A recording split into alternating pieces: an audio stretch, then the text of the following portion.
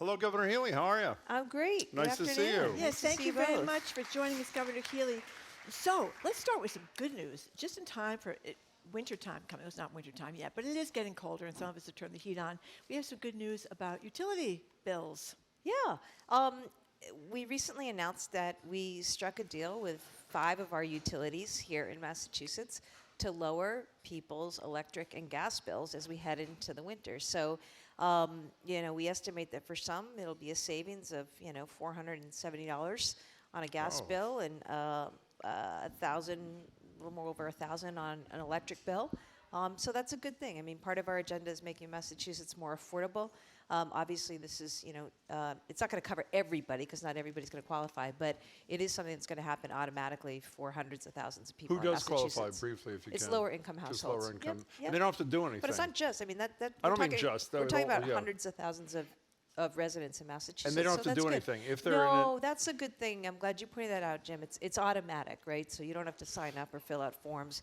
It's just going to happen. And I think that's meaningful savings to folks. Aren't you supposed to put something on the bill to get credit for that, to say, this is from your governor, Maura Healey? No? That sounds like a former president move. Yeah, he did that on the checks during COVID. So, Governor, you're a pretty optimistic person, it appears, at least publicly. Whenever you've asked you about this 5-month informal session by the legislature, economic development bill that matters a lot to you sitting there, climate bill matters a lot to you sitting there, you say, I'm confident things are going to happen in the informal session. We call it a vacation. They call it an informal session. 3 of the 5 months are gone. Are you confident, based on the reality of the discussions, that, let's just pick those 2, climate and economic development, are going to reach your desk before the end of the year?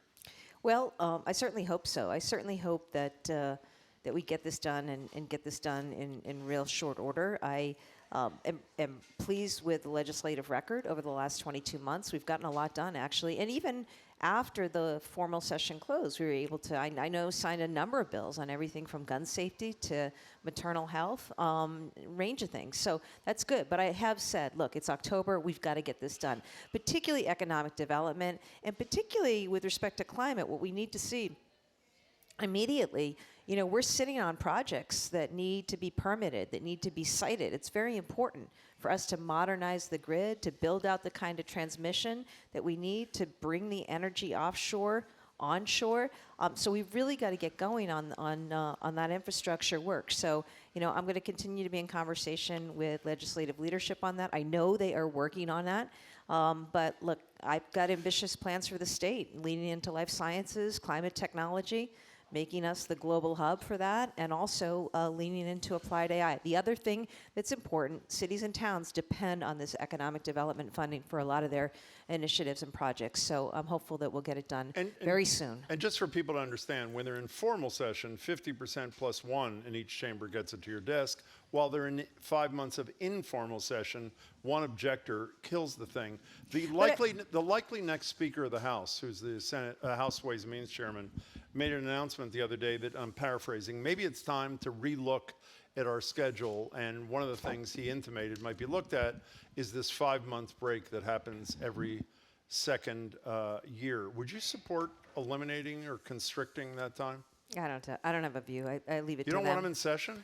Look, they continue to do the work. I mean, just recently I was able to sign into law something I proposed, the Federal Funds Act, which is going to allow us to leverage our ability to bring back more federal dollars to the state. And that was something that was signed out of session, acted on. It's a really good thing.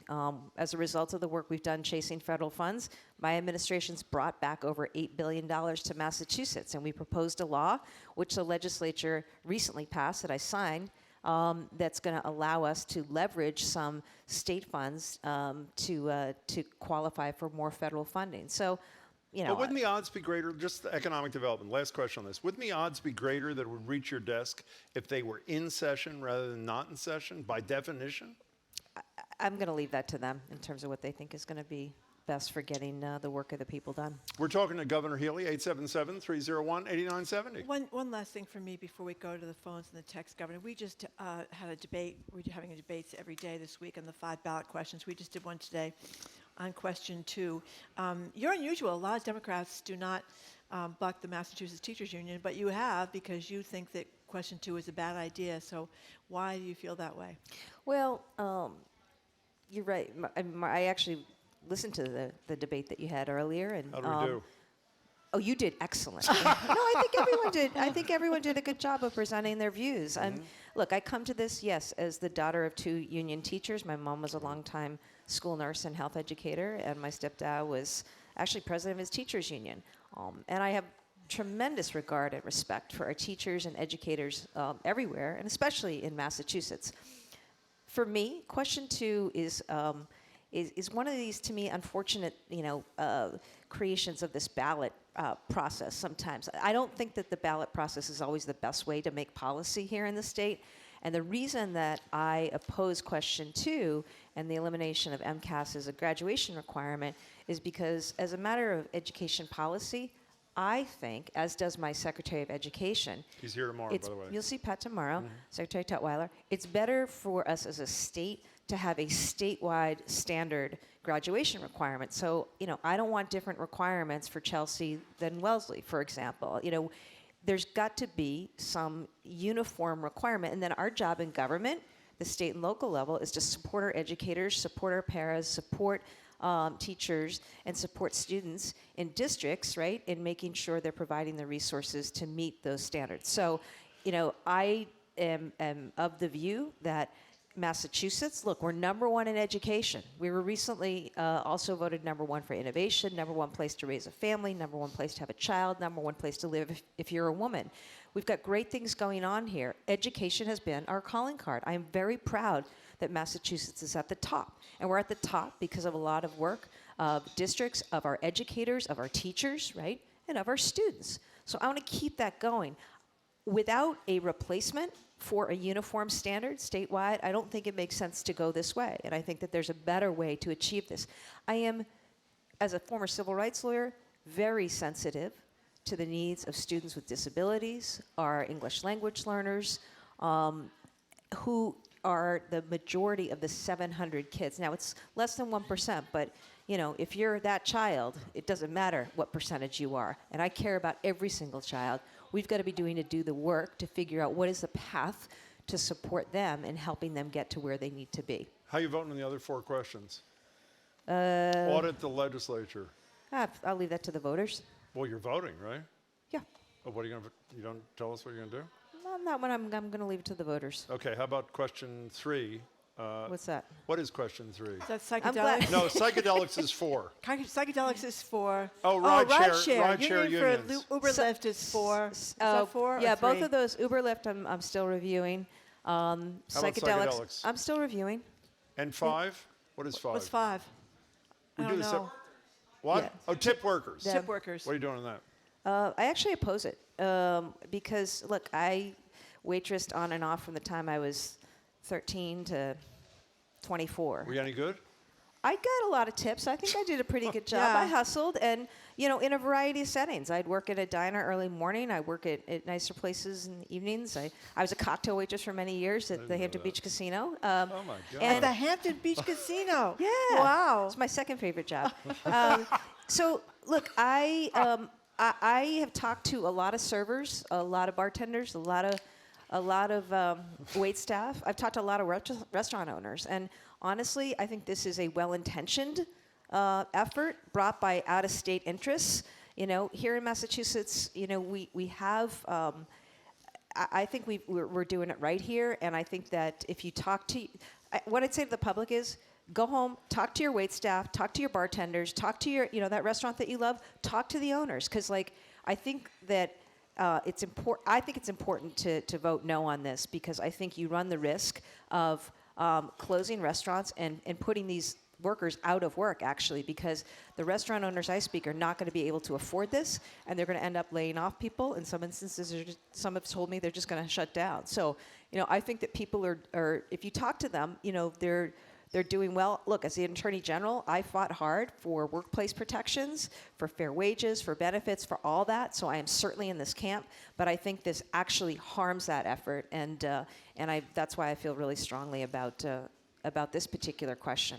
Maura Healey is with us for the hour, and she's now with you, Peter on the North Shore. Welcome. Hi, Yes. Peter. Hi. Good afternoon. Good afternoon. It's an honor. First time, long time, about time. Thank you. Governor Healey, it's an honor. I'm a big fan of the recent accessory dwelling unit law, but it has a flaw. It limits an ADU to 50% of the finished area of a principal home, or 900 square feet, whichever is smaller.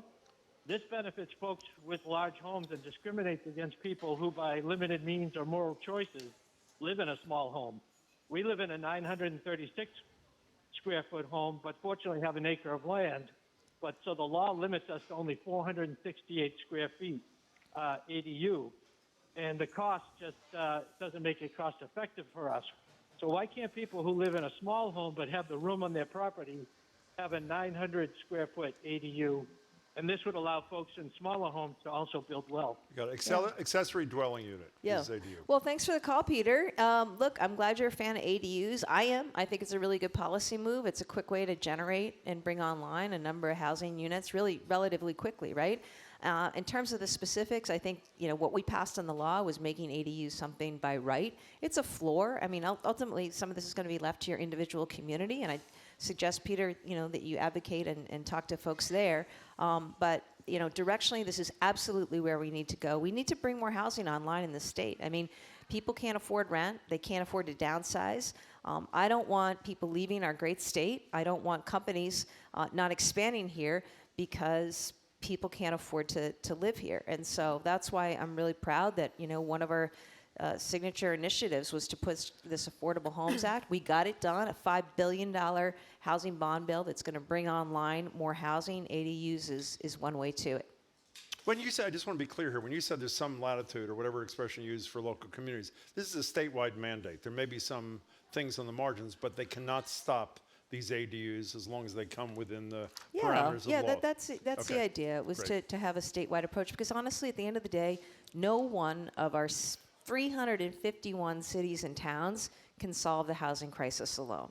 Okay, we need uniformity, and every community is different, but we need at least a uniformity of effort across our state and what we put forward in the law was a range of ways to get there. ADUs include that. Peter, thanks for the call. We appreciate it. So people are probably familiar with the disaster at Stewart Hospital, the 9 hospitals, I believe, owned by them in the Commonwealth. And we've been reading these stories in the Globe about, private jets and yachts and all this spending while medical equipment was repossessed from St. Elizabeth's Hospital, which is in Brighton. Anyway, Boston Medical Center has taken over St. Elizabeth's and Good Samaritan in Brighton, but Carney Hospital in Dorchester is shut down. A lot of people there are concerned about very sick people and fewer doctors. And then we just have an email from Sue, who's in Groton. She says, I live near the Neshoba Valley Medical Center. All of us here are devastated by Stewart's closing the hospital at the end of August. We're so grateful to you, Governor Healey, and to Representative Margaret Scarsdale for creating a task force to explore options to reopen the hospital. Can you please tell me what is your commitment to ensuring that we have medical services, and especially medical services, in the Neshoba Valley? Yeah. Well, I appreciate Sue's question. Look, I've said this for a long time now. Stewart, and specifically Ralph De La Torre, who was its CEO, did terrible things. Bad guy, a really bad guy, and supported by his board, by the way. He didn't act alone. He'll get his day in court, in I think, a variety of courtrooms, frankly, because he should be heavily investigated, prosecuted, and brought to justice for his crime against so many people in Massachusetts. I mean, what he did to these healthcare systems, to the workforce, to the patients who rely on that care, is just terrible. Okay, so but that's over here, right? And that's for others, Department of Justice and others, to pursue, and they are. They will be. What I would say is right now, I am just really grateful for the work, and particularly the leadership of Kate Walsh, who, as you know, is our Secretary of Health and Human Services. Robbie Goldstein, yes, she deserves applause. Department of Public Health, because this was a tough situation. When you get word that 8 hospitals are going to close in Massachusetts, that's a big deal. That's hundreds of thousands of patients at risk. That's the stability of the healthcare market at risk. That's 13,000 jobs at risk. So what she and Robbie and the team did, working in partnership, by the way, with the Mass Nurses Association, SEIU 1199, with our great hospital providers and network out there, is we saved 6 of those 8 hospitals.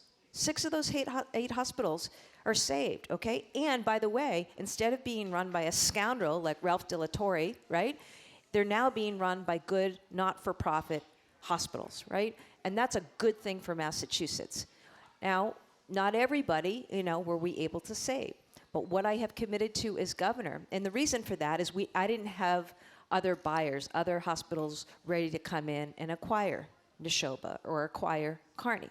So what do you do in that situation? The state can't just fund the operation of a hospital. I mean, we're talking about tens of millions, hundreds of millions of dollars a year.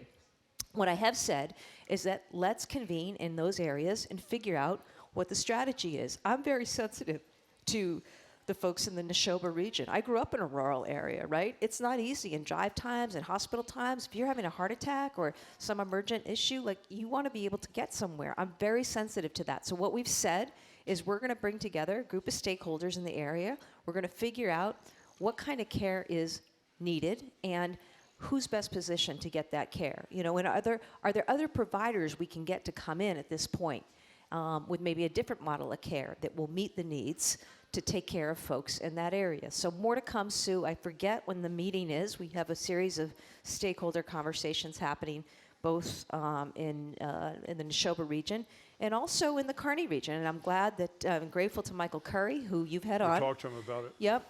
So he's agreed to co-chair, along with the Boston Public Health Commissioner, a similar convening that we're going to do around Kearney. And what should become of Kearney? How can that best be utilized to meet the needs of community? Let's go to Nikki in Winchester. You're next on Boston Public Radio.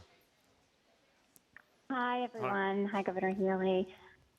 Hi, Nikki. Hi, I'm calling because I found out yesterday that my son failed the English MCAS. And he is on an IEP. He works very hard. He has learning disabilities. But what do you say to a kid like him who now has to think about retaking the English MCAS rather than focusing on all of the other things he needs to do during his very difficult junior year of high school? Yeah, well, I appreciate your call, Nikki, and I appreciate your advocacy on behalf of your son. And look, I look out for your son. I want to take care of your son. I want to make sure that at the state level and at the local level, resources are provided to help your son. As I said earlier, my issue, it's a policy issue, on this MCAS question. And do you want to be a state where there are no standards at all across the board? The only standard we would have, but we would be lower than Alabama and Mississippi in that regard, okay? We're the #1 state in the country in education, but we would move to below Alabama and Mississippi in terms of the lack of standards. And, that is concerning to me. The only standard we would have required under law at that point would be a requirement for gym class, which, that's important, but, that's what this is about. And it's also about making sure that students like Nikki's son are getting the resources that they need. As was talked about earlier during the debate, I mean, MCAS is a test that's given regularly, and there are multiple opportunities for students to take MCAS. I'll also say this. It's fair to say and to question, is MCAS measuring all that it should? Or are there other things that we need to measure? Are there improvements that need to be made to the system? Are there things that we need to do differently for students like Nikki's son? These are fair questions. And you heard that offered this morning on the debate you had, right? And I understand those are real concerns and real issues that folks, including the teachers union, have raised. But voting no on question 2 doesn't preclude us from going forward and figuring out together what that needs to look like. Nikki, we wish you a lot of luck, you and your son as well. We're about to be joined for a couple of minutes before we go to the break by the president, and our host, by the way, the president of the Boston Public Library, David Leonard. David, welcome. It's good to see you. Hi, David. Hi, good to be with you. Governor, welcome back to the Boston Public Library. Great to see you, David. Thank you. So our understanding is the reason you two are together for a couple of minutes, Governor Healey, is because the 250th anniversary is right around the corner and planning is going ahead. So why don't you give us a couple of sentences, then we'll hear from David. Well, I'm so happy to see you, David, and this is such an incredible repository here of history, which I'm sure you'll talk about. Look, next year kicks off the 250th anniversary of Massachusetts. We are the place where this country was born. We're the place where it all began. The shots rang out. The Constitution was first drafted, right? And we've been a state of innovation from the very beginning. More recently on things like universal health care and marriage equality. I tout where Massachusetts is, including its ranking on things like education and best place to raise a child. We're also the best place for innovation. We were recently ranked #1 there as well. So I'm excited about next year. It's a chance for us to celebrate our history and to have communities around the state finding ways to celebrate our history. We've launched this effort through our economic development team and Mass 250, working with a number of partners and stakeholders. It's going to be a ton of fun and a great way to show off the state, where we've been, and also what's possible. What's your piece of the action, David Leonard? Well, I was happy to join the governor and many individuals working on the statewide initiative up at the State House. Yourself and Mayor Michelle Wu helped us kick off. We had a reenactment with Paul Revere showing up on horseback, and I believe someone exited the entire event on horseback at the end. Our governor was seen riding off. You on rode Paul off Revere's on a horse. damn horse? I wanted to ride off. I wanted to at least take it down to the Oh my common, but I grew up riding horses in New Hampshire, so they offered. They said, "You want to ride?" And I said, "I'd love to." So nobody really knew. My team was a little confused, but it was great fun. It was Great memorable. celebration. The reenactors. Yes, Paul they were Revere. truly Yeah. amazing. And I Well, think what's the library going to do? So we're part of the Boston's Commemoration Commission as well, and so we're working with other partners throughout the city and our colleagues at the city to basically list a large number of moments throughout not just next year in 2026, but even this year. So we're taking a 3-year approach where our theme for all of our programmatic work this year is about revolutionary music. Next year it'll be revolutionary art, leading up to the concept of revolution in 1776, 2026, and really looking at that through the lens. And how do we tell our history in a more inclusive way than perhaps some of the traditional ways of approaching this? We, of course, will have items from our own collection on display, which include John Adams' personal library, which you can see up in Rare Books and Special Collections, John Adams' own copy of the Massachusetts Constitution that he drafted, as well as our now 7 copies of the Declaration of Independence that we hold here at Boston Public Library. And it's just a thrill to be here with the governor, because not only is this the Boston Public Library for the city of Boston, but we also serve as the library for the Commonwealth. And so we're looking to play our role not just for the city, but for the Commonwealth We're as well. tight on time, but is there a place to monitor yet what Mass 250 is going to do online, or is this too early for this? No, you can go online, check out Mass 250, and it'll be constantly updated. But we've got some really exciting programming. I think it's a mixture of things we will do together, as well as uplifting things that will be done by the individual institutions that will be participating. Can I just say one thing quickly? When you were kind enough, David, to have lead us around some of the Oh, it's things, awesome. when you're in the presence of some of these documents, and you know that someone like Adams held this book in his hand, I mean, it's awe-inspiring. And the notes in the margins that tell us maybe what he was thinking know, at the it's time, incredible. traveling around Europe, learning from what worked there and what didn't work where. And No, then we're going so forward. lucky, and we're so lucky to have you as steward of our history too, through the Boston Public Library. I encourage people to get down, visit the library, and we live. I mean, look at all around us in Massachusetts. We're so lucky to live amidst this history. I walk into the State House every day, and the cornerstone of the foundation of your State House was laid by Paul Revere and Sam Adams. And you were on the know same that. horse the other day. By the way, it's Massachusetts250.org. Before you go, there's another person who apparently wants to be part of this conversation. Somebody, Kim from Salem, is on the line with the governor. Kim, welcome to the show. What's Hi, up? Kim. Hey, how's it going, team? Yeah, who are you? I am Kim from Salem, the former mayor, and had a very important question for Governor Healey. Oh, excellent. Take it away. Well, I mean, we all know the bewitching season is on us, and that the governor has a lovable golden retriever, Charlie. We're wondering what is Charlie's costume for Halloween? Excellent. Nibby the beaver might be. Explain who Nibby the Beaver. I'm going to take that. I think that's an excellent idea. We'll dress Charlie as Nibby the Beaver. Nibby the Excellent Beaver. idea. See, Yeah. this is why she's such a killer, LG. What do you do now since you're not mayor anymore? I am enjoying supporting our strong and rich tourism and hospitality industry by not running Halloween. Lieutenant Governor Kim Driscoll. You know what Can she's doing? Go ahead. Yeah. She is. I'll talk to you about Nibby. But I Please. want you to talk to. I want you to hear from the LG on this, which I can't believe she just called in. She must not have too much to do. She has a ton to do because she's doing such an incredible Too job. late. She's really running the state. Okay. She's really running What do the you want state. her to And tell she's us? running Salem on She Halloween. mentioned tourism, but I am.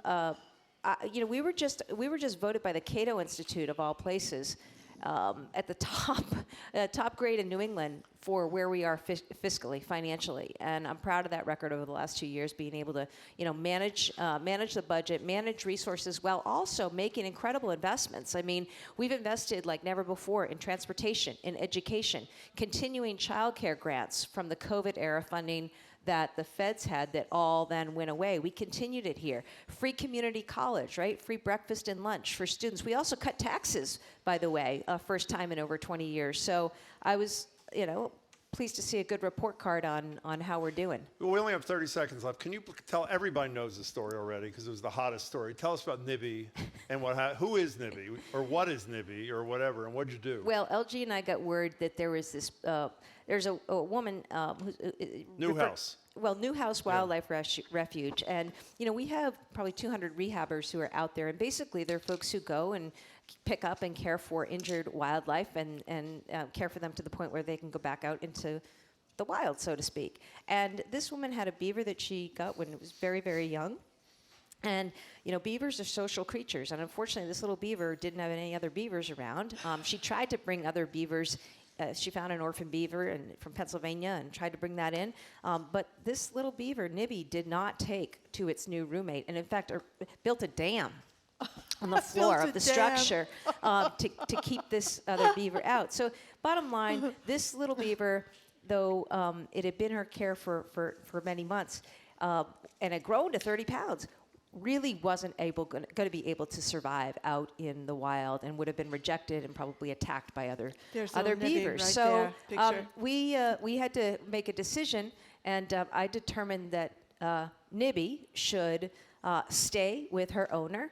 And Nibby and her owner were granted an educational permit and license to live out their days at Newhouse and provide a source of education and inspiration to the public about beaver and beaver life. So the dog is going to be dressed up as Nibby. Is that what you're saying? Well, I'm going to have to run that by Joanna. Okay, fine. All right. Lieutenant Governor, thank you for your time. She is the David- best, by the way. Hey, Kim, what did I get wrong? No, I was going to say we've got a governor who knows how to be a strong manager, invest in housing and education and transportation, crime work, and can work to save beavers. Like, come on, that's local governors can do all that. Kim Driscoll, thank you. David Leonard, thank Kim. you. I'm going to kill you. And we're going to take a break. We're going to take a Talk to you quick soon. break, and we're going to be back with more calls and texts for the Governor of the Commonwealth. Maura Healey is going to be with us till the top of the hour. You're listening to Boston Public Radio. We are streaming live at youtube.com/GBH News. Welcome back to Boston Public Radio. Jim Browdy, Marjorie Egan. We are joined by the Governor of the Commonwealth. She's kind enough to join us and you every month for Ask the Governor. She's here till today about 1:53. And the number to contact her is 877-301-8970. Tina from Hudson, thank you for calling. Hi, Tina. Hi, Tina. Guys, can you hear me? Yep. Yes. Awesome. Well, thank you, Governor Healey. I'm getting an echo. What should I do? We're fine on keep this going. end if you Thank can you. do it. Yeah. Yeah, we're fine. Okay. Thank you. Thank you. I'm so proud to have you as our governor. I voted for you, and I'm really excited by all the work you're doing on the national front as well for our wonderful Kamala Harris. My question has to do with climate and clean energy. We were very disappointed about the bill not getting through the legislature, and your effort to tack it onto the supplemental budget was laudable, but we really need to make a plan to get off grass. So I'm hoping that you will support the legislature reporting out the climate bill it out of committee and bring it to the floor to a vote so we can get a plan to get off gas and not just have siting and energy permitting in the way forward for now. Thank you. Thank you, Yeah. Tina. Oh, thanks for the call, Tina. And I sure hope to see a climate bill. I would love to see a climate bill get to my desk and to be able to sign it. As you know, I've been a longtime climate champion. I, as governor, was the first governor in the country's history to appoint a cabinet-level climate chief. So, you know, we've leaned in really hard into this space. So I, you know, hope we see that and join with you in voicing support. Tina, thank you very much for the call. We appreciate it. Let's go to, where are we going next? We'll Well, find out we're going imminently. next. By the way, I have a lot of people texting about IV fluid shortages because of the hurricane. Yeah. Yeah. So. Well, speaking of climate, look, the severity of storms. Look at all the consequences, right? Baxter is a company that makes saline, that makes IV fluids. It turns out has 60% of the U.S. market. Hospitals everywhere rely on this. Baxter's facility was totally wiped out by the hurricane in North Carolina, and as a result, their supply chain issues. Our Health and Human Services and Department of Public Health are really all over this and in touch with the Hospital Association and with hospitals here.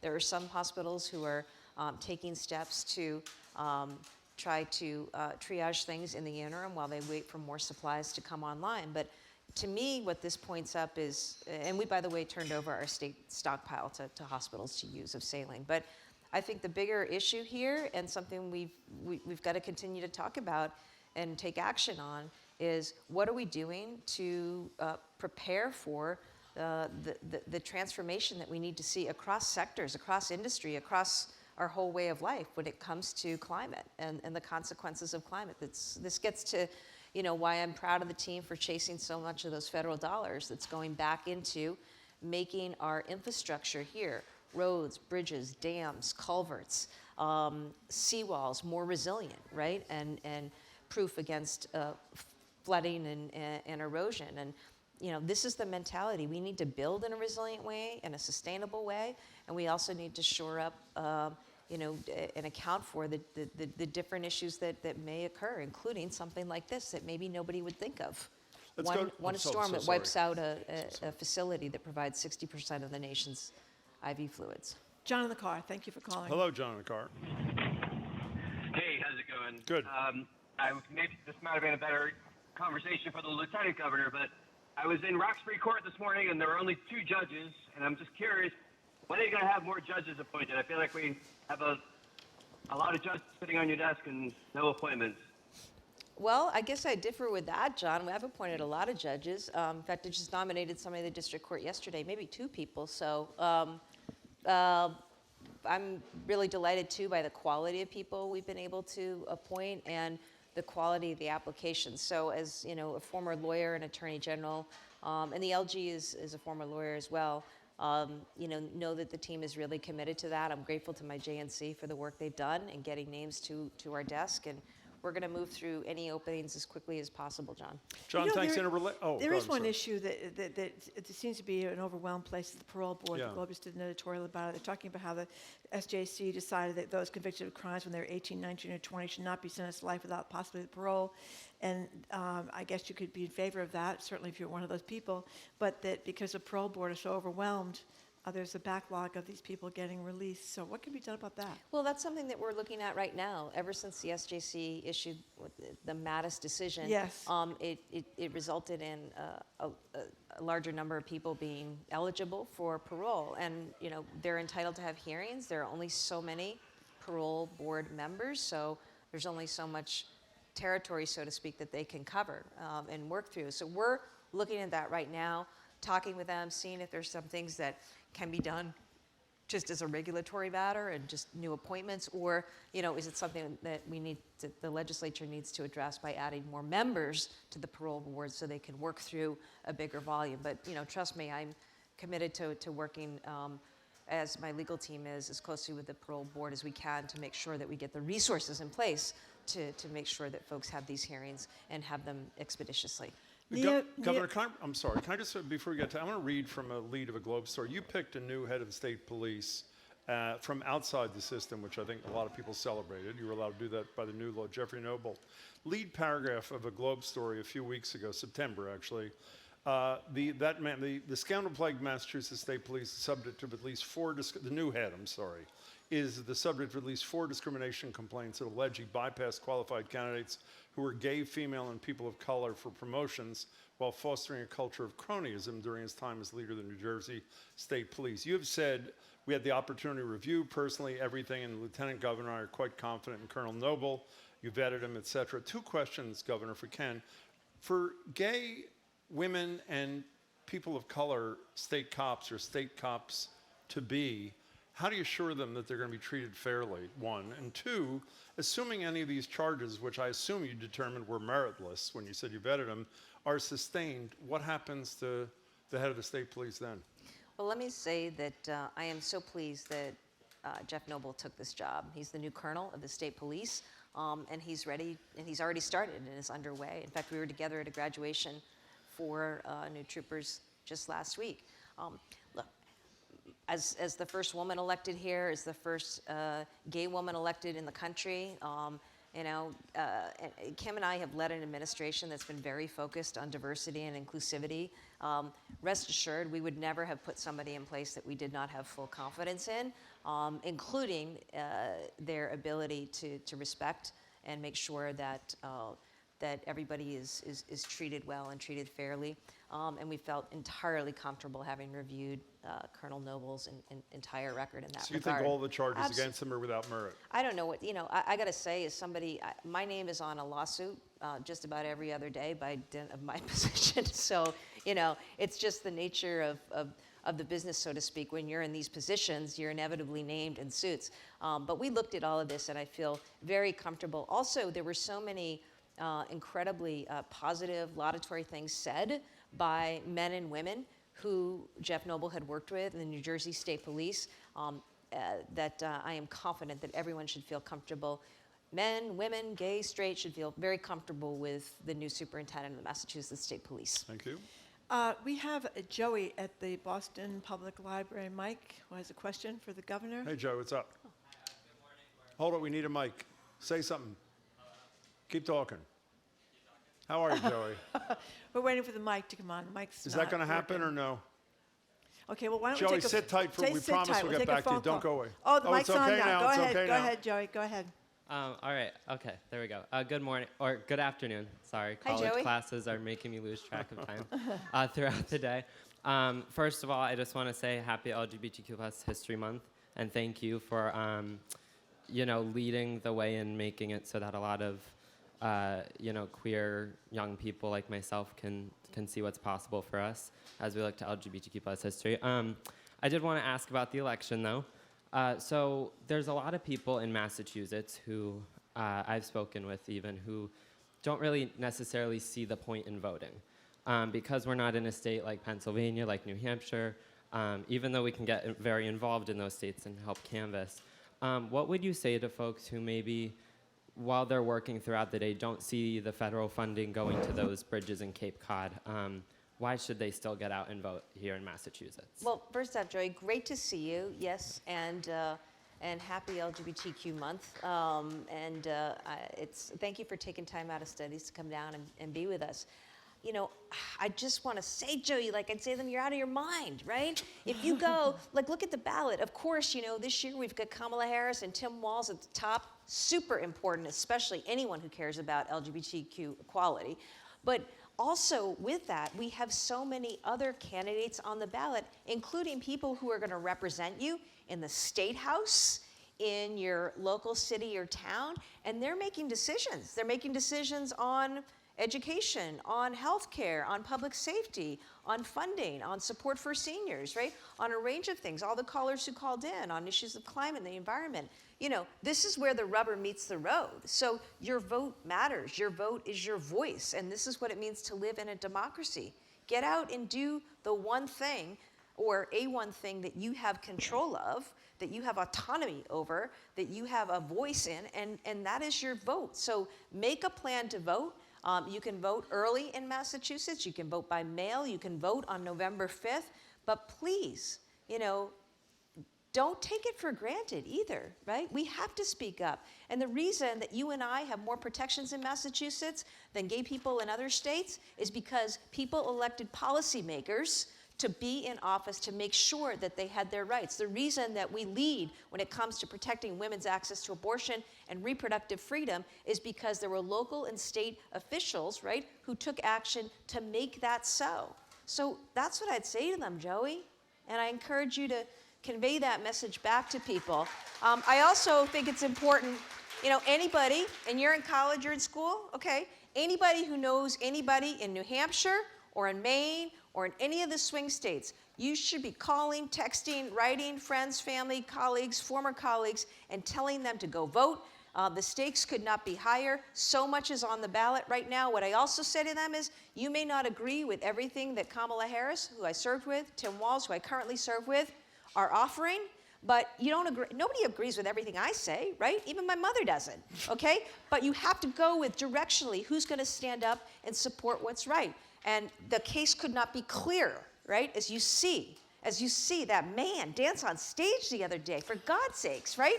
So get people out, get them voting for Kamala and Tim. Joyce Craig is a great candidate up in New Hampshire. So much of what we do is a region, all right? New England, I want to work with governors in other New England states who want to work on clean energy, who want to work on renewables, who want to build out transmission lines that go across our states that better are able to deliver renewables. I want to work on economic development as a region, and that's why I'm strongly supporting Joyce Craig for governor up in New Hampshire. Also a distinction in that race is Joyce is the candidate who believes in reproductive freedom. Listeners out there, and I want you to take this in, New Hampshire is the only state, and I grew up there, I love my state, the only state in New England that has yet to codify Roe. Yet to codify Roe. And the person who stood in the way with that was Governor Sununu, and the person who will stand in the way of that going forward is Kelly Ayotte. Joyce Craig supports women, trusts women, and supports reproductive freedom. So I just encourage people to go vote and talk to those who are out there in other states to get after it, because this is your democracy. So there, Joey. In any case, we got to squeeze in. Thank you, Joey. It's an important call. Nia from Roxbury. Thank you, Joey. You're on with the governor. Welcome, Nia. Hi, thank you for taking the call. Of course. I'm calling to about gun control. Yep. And I want to apply for. By the Nia, way, this can is you- horrible. Nia's daughter was one of the kids who was shot at the Dominican Festival this summer. And because the connection's bad, Connection's can bad. whoever took the call say in my ear what Nia wanted to ask of the governor, and I'll try to convey it? Can someone tell me that? What was the She's grateful for the ghost gun legislation and is asking for more. She says she's grateful for the ghost gun legislation, but she is asking Yeah, for we're more. sorry, Nia, I'm Nia. really sorry. The The connection's bad. horrible. Nia, I am so sorry about your daughter. I am so sorry for that unimaginable heartache, and it's just something that no parent should have to see. Too many have, and too many continue to see that kind of heartache every single day. And that's why I was proud to sign that bill a couple weeks ago, Nia, that bans ghost guns, bans 3D printed guns. It also took more steps to enable us to take, whether you're a family member or friend, to take guns away from people who are a danger to themselves or other people, right? These are the things that we need to do. And we need to elect candidates nationally who support these measures. One of the things that holds us back as a state is that there just isn't uniformity. Other states, New Hampshire, you don't even require a permit for a gun. The lack of universal background checks, simple things that could be done to reduce gun violence need to be done. And so much of that is with members of Congress, members of the Senate, and the President. And, Nia, I encourage you to stay on the line. I'd love to talk to you further if you don't mind giving me your number. She was also Nia, that'd be talking great. about there not being police presence at the Franklin Park Festival. Her daughter was shot in the leg. We certainly need to support. We need to support law enforcement. Yeah. We need to support law enforcement because they're up against it. There are a lot of guns out there, and again, they're coming from other places, other states.